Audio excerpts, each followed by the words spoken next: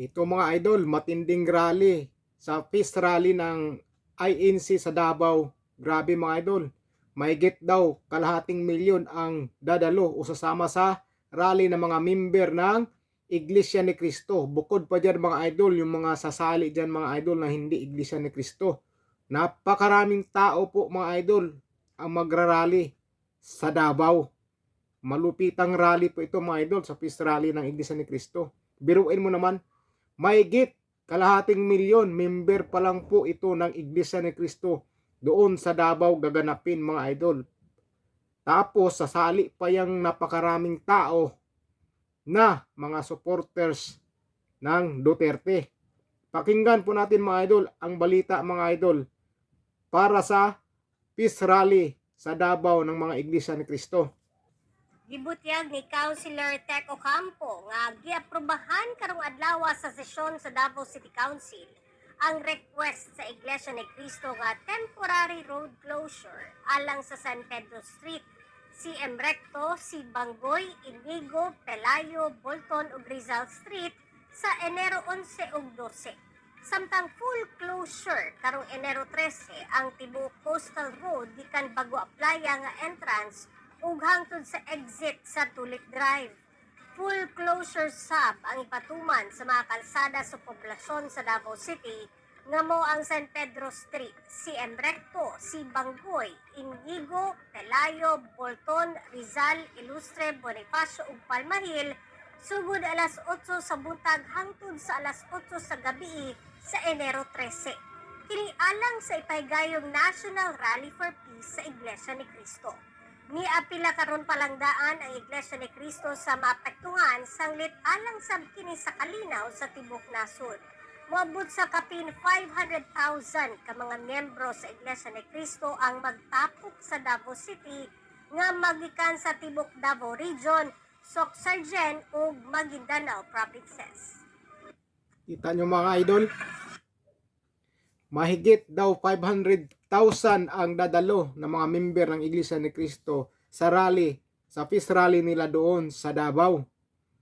Grabe kadami mga idol, kaya maraming kalsada sa Davao ang isasara.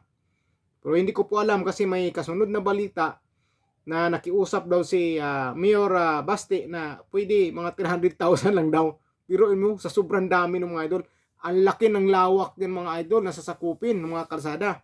Mas lalong matindi mga idol dito sa Maynila nagaganapin sa peace rally ng mga Iglesia ni Cristo mga idol, dahil mas maraming dadalo dito mga idol at marami pong mga grupo na sasali mga idol.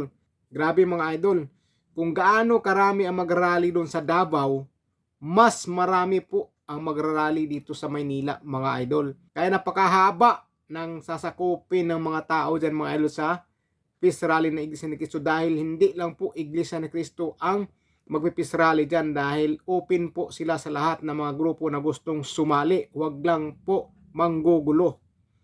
Biruin mga idol, at marami na pong nagpapahayag na sasama sa peace rally ng Iglesia ni Cristo. So ibig sabihin mga idol, baka ilang milyon po mga idol na mga tao ang sasali sa peace rally kasama na ang mga Iglesia ni Cristo. Grabe mga idol, napakaraming tao yan mga idol. Tingnan lang po natin mga idol kung pipirma pa ba yung mga congressman laban sa impeachment complaint kay VP Sara Duterte. Diyan pa lang mga idol, matatakot ng mga yan, lalo-lalo na parating na ang eleksyon. Sigurado mga idol, yung impeachment complaint na laban kay VP Sara Duterte, matutulog yan mga idol na walang gising-gising. Sigurado yan mga idol, dahil matatakot ng mga pumipirma dyan o pipirma dyan sa impeachment complaint para ma-endorse doon sa Senado. Tingnan lang natin mga idol kung ano sabihin nila mga idol sa sobrang dami ng tao na sasali sa peace rally. Sigurado yan mga idol. Hindi nyo kayang pabagsakin ang mga Duterte. Marami pong supporters ang mga Duterte. Ibang grupo na gustong sumali sa peace rally at manawagan na walang impeachment o hindi, huwag ituloy yung impeachment complaint laban kay VP Sara Duterte para iwas gulo. Iwas gulo mga idol.